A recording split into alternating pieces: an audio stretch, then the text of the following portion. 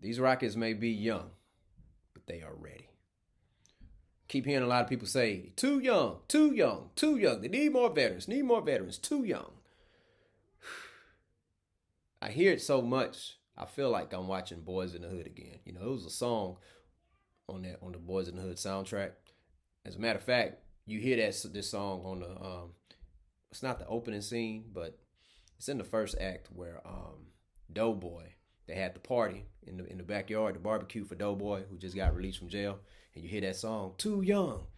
That song comes on when Cuba Gooding Jr. Trey he walks in, you know, with the shirt looking like he's selling rocks, the Gordon Cottrell shirt, and hear that about with the Rockets, "Too Young," and you know it sounds familiar, sounds very familiar.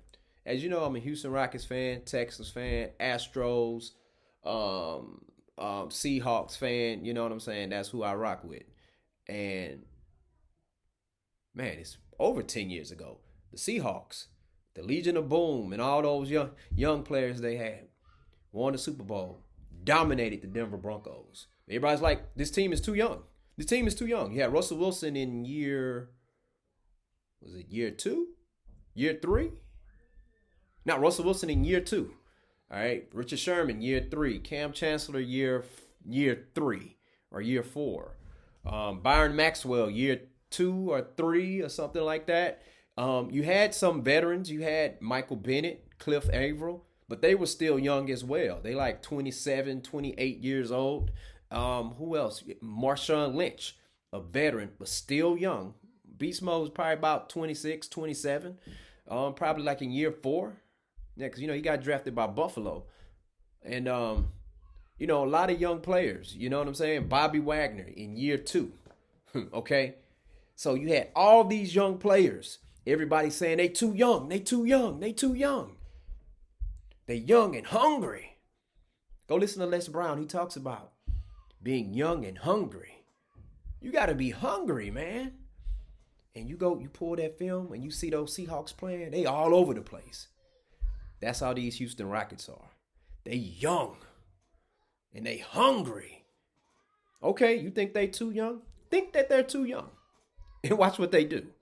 Oh, they don't have veterans? You mean to tell me Dylan Brooks is not a legit veteran? Oh my God. People act like you got to be a superstar to be a veteran. Look up the term veteran as far as in the game.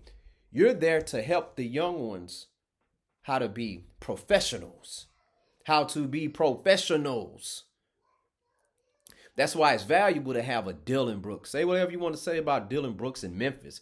But I mean, when you have Draymond Green, Stephen A., and all these other players people who know the game and all of that, and they're saying that Dylan Brooks is actually doing a brilliant job as one of the veterans over there, that's all you need to hear. Like when other people just come in, it's like, okay, whatever. You thinking about the whole Dylan.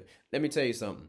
You need a Dylan Brooks like that on your team, okay? You need a player like that in order to win a championship, all right? Yeah, LeBron scored 40 on him that day. LeBron scored 40 on a lot of people. It's LeBron doggone James. I mean, does that make a person trash when LeBron James scores 40 on you? Come on, people.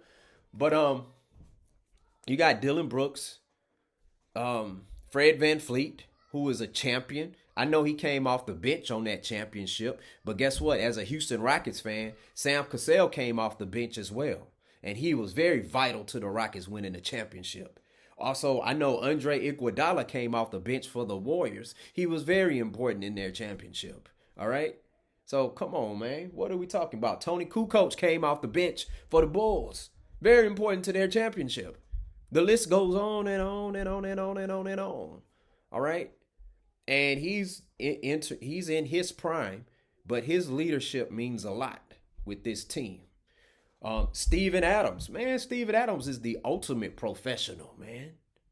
The ultimate professional, man, with his Aquaman looking self. Well, now we're going to say he looks like Lobo now, because that's who Jason Momoa going to be, Lobo. Jeff Green, champion, veteran, glue guy. You need those players. You need those players. Okay? It's just like, hey, that Miami Heat team, hey, Ray Allen was past his prime. He's a veteran. They needed him. They needed Shane Battier. They needed Shane Battier over there. I don't think Battier was even starting. You need that, man. So to go along with these young players, Amen Thompson, Jalen Green. Speaking of Jalen Green, hold up. Jalen Green is the sixth youngest player since the merger to score 6,000 points, 1,200 rebounds, and 1,000 assists. All right. The first, let me see, the youngest had LeBron James. He did that at 21 years old. Anthony Edwards, he did that at 22 years old. Kobe Bryant at 22 years old. Tracy McGrady, 22 years old. Luka Doncic, 22 years old. Jalen Green, 23 years old. All right? But he's just getting started. He's done all this, and he ain't even made an All-Star team yet. He'll be an All-Star next year. He will. If the Rockets keep going where they're going. But you got Amen Thompson, Jalen Green, Cam Whitmore, Alperen Sengun, who became an All-Star this year. Shout out to Sengun. Jabari Smith Jr., Reed Shepherd. Okay, these are some young guns, man. These are some hoopers. You got shout out to Holiday. Holiday is playing some ball, man. Still got Jayshawn Tate. These guys are veterans. Even though they're young, I don't think they're even in their 30s yet. But this is a young team. Guess what? The thing about it, come playoff time, they got that energy, man. Got those young legs. You got them veterans out there with you. And you got a head coach in Ime Udoka. Defensive-minded coach, Pete Carroll. All right, but yeah, defensive-minded coach in Ime Udoka. You know what I'm saying? Same thing like with Pete Carroll. And I'm going to tell you something, man. It was so fun watching the Legion of Boom, those young Seahawks. Wish Russ would have gave the ball to Beast Mode at the one. And wish Russ would have gone ahead, took it in and ran it himself. But this team here, man, I really love what I'm seeing. They won the last 10 out of their last 11 games, which is amazing, man. That is so freaking amazing, you know. And they're looking good, man. Ime Udoka, he said it. He said it when he came to the Rockets. I'm not here for a rebuild. We're trying to win a championship. And I believe him because, hey, he got that Celtics team to the finals. I thought they should have won, but Golden State, they deserved the win. They took care of business. But and he had a young team.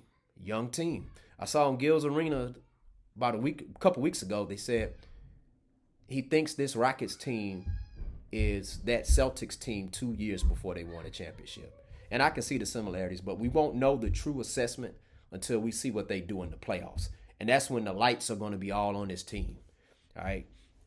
And if the lights become too big for some of these young players initially, that's why you got those veterans right there to help them guide them through it.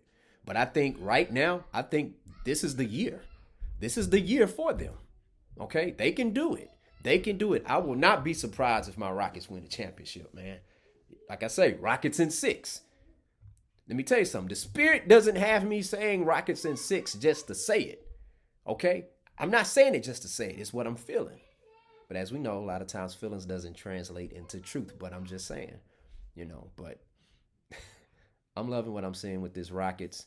And if they are going to be like the Legion of Boom and like those 2013, 2012, 2014, 2015 Seahawks, minus not giving Beast Mode the ball at the one, but God dog it, I'm all for it. I am all for it, man. But great things are coming for the Houston Rockets, all right? But anyways, once again, thank you all for tuning in. Please hit that like and subscribe button. Student of the Game Podcast. Peace out.